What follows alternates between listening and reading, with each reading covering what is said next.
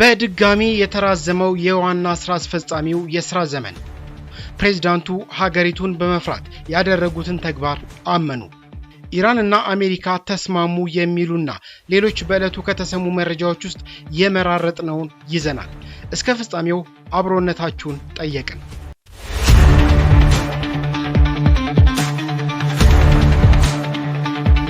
የዋና ስራ አስፈጻሚው የስራ ዘመን በድጋሚ ተራዘመ። የኢትዮጵያ አየር መንገድ ቦርድ ዋና ስራ አስፈጻሚ የሆኑት አቶ መስፍን ጣሰው ለተጨማሪ 1 ዓመት በኃላፊነታቸው እንዲቆዩ ውሳኔ አሳለፈ። ይህ ውሳኔ የተደረገው አየር መንገዱ የጀመራቸውን ትላልቅ የልማት ፕሮጀክቶችና የ2035 የእድገት እቅድ ስኬታማ ለማድረግ ሲባል የሥራ አመራር መረጋጋትን ለመጠበቅ ነው። አቶ መስፍን ከዚህ ቀደም የጡረታ ዕድሜያቸው ቢደርስም ቦርዱ ባደረገላቸው የውል ማራዘሚያ መሰረት አየር መንገዱን በዋና ስራ አስፈጻሚነት ሲመሩ ቆይተዋል። አሁን በተደረገው አዲስ ውሳኔ መሰረትም እስከ 2019 ዓ.ም አጋማሽ ድረስ ተቋሙን መምራታቸውን ይቀጥላሉ። የስራ ዘመን ማራዘሚያ አየር መንገዱ አስደናቂ እድገት እያስመዘገበ ባለበት ወቅት የተሰጠ ነው። አቶ መስፍን በቢሾፍቱ የሚገነባውን አዲስ ግዙፍ ዓለም አቀፍ አውሮፕላን ማረፊያን ጨምሮ ሌሎች ትላልቅ ፕሮጀክቶችና የእድገት እቅዶች ስኬታማ እንዲሆኑ በሚያደርጉት ጥረት ውስጥ ይህ ተጨማሪ ዓመት ትልቅ አስተዋጽኦ ይኖረዋል ተብሎ ይገመታል።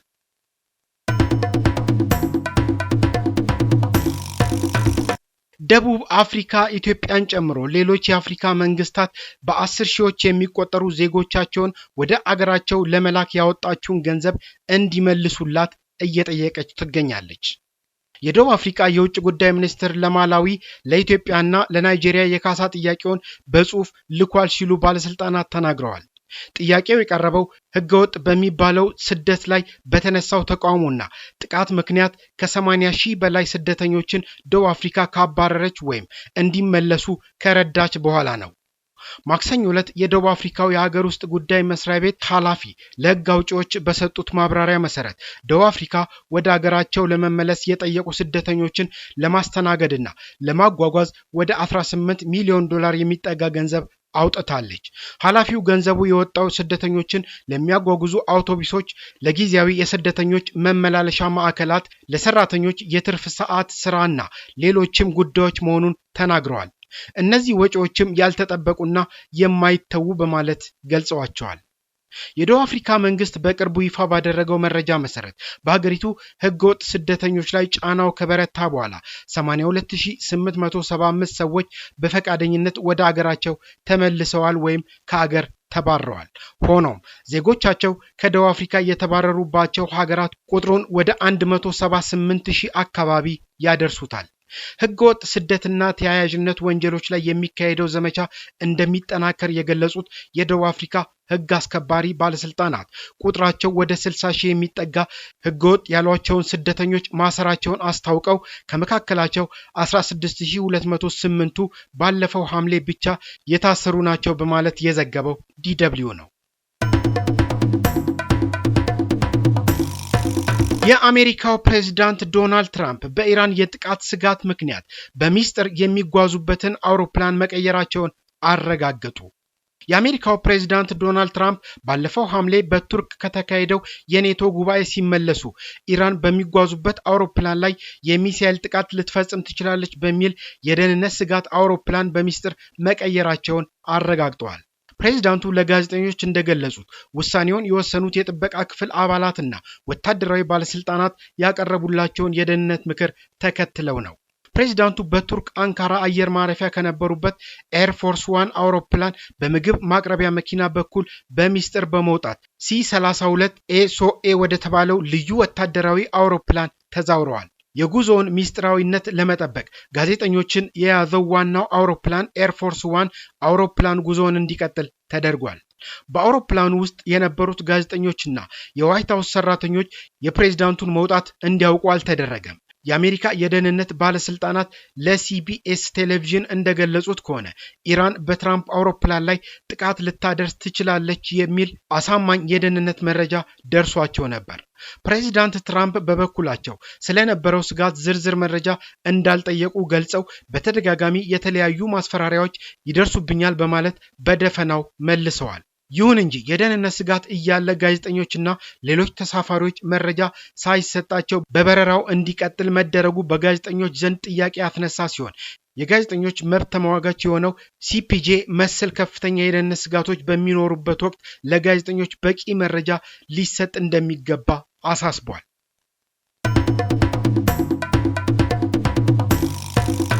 በግብጽ የጭነት መርከብ ላይ ሁቲዎች በባኤል መንደብ በፈጸሙት አዲስ ጥቃት 6 ሰዎች ሲገደሉ ሌሎች 10 እንደቆሰሉ መረጃዎች ጠቆሙ።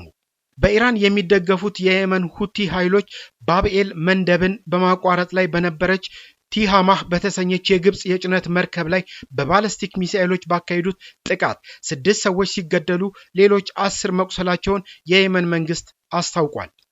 ማክሰኞ ነሐሴ 5 ቀን 2018 ዓ.ም በታንዛኒያ የተመዘገበች መርከብ በ3 ሚሳኤሎች ተመታለች። በጥቃቱ 3 ፓኪስታናውያንና 1 ኢንዶኔዥያዊ በአጠቃላይ 4 ሰዎች መግደላቸው ታውቋል። ጥቃቱ ከፍተኛ የእሳት አደጋ ማስከተሉንም ተዘግቧል። በታጣቂዎች የተወነጨፈው ሁለተኛው ሚሳኤል የነፍስ አድን ስራ እየተከናወነ በነበረበት ወቅት መሆኑና በጥቃቱም የ2 ሰዎች ህይወት ማለፉ ነው የተገለጸው።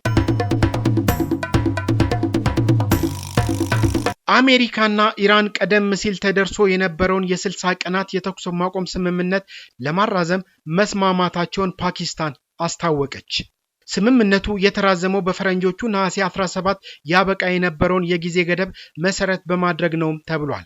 ሁለቱ ሀገራት የተኩስ ማቆሙን ለማራዘም የተስማሙት የቀጠናውን ውጥረት ለማርገብ በሚል ነው። ስምምነቱ በቀጣይ ለሚደረጉ ዲፕሎማሲያዊ ንግግሮች ተጨማሪ ዕድል እንደሚሰጥም ዘገባዎች አመልክተዋል። የውይይቱ ዝርዝር ሁኔታና የስምምነቱን ቆይታ በተመለከተ ሁለቱም ወገኖች የተሟላ መግለጫ ይሰጣሉ ተብሎ እየተጠበቀ ነው በማለት የዘገበው አናዶሉ ነው።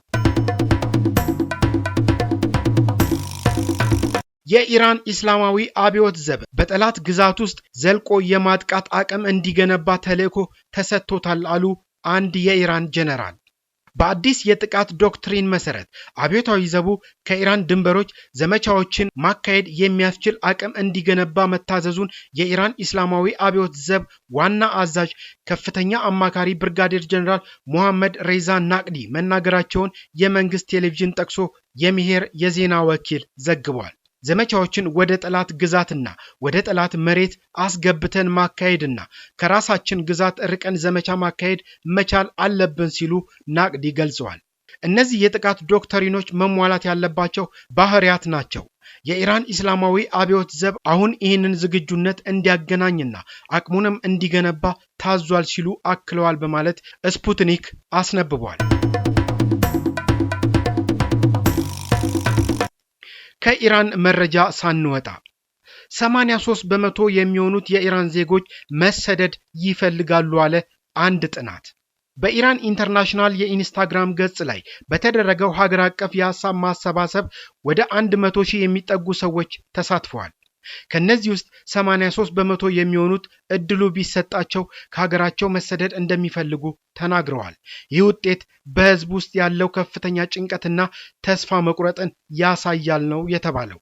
17 በመቶ የሚሆኑት ብቻ መቅረትን መርጠዋል። የኑሮ ውድነት፣ የዋጋ ግሽበት፣ የነጻነት እጥረትና የከፋ የወደፊት ዕጣ ፈንታ ህዝቡ ሀገሩን ጥሎ ለመሄድ እንዲያስብ አድርገውታል።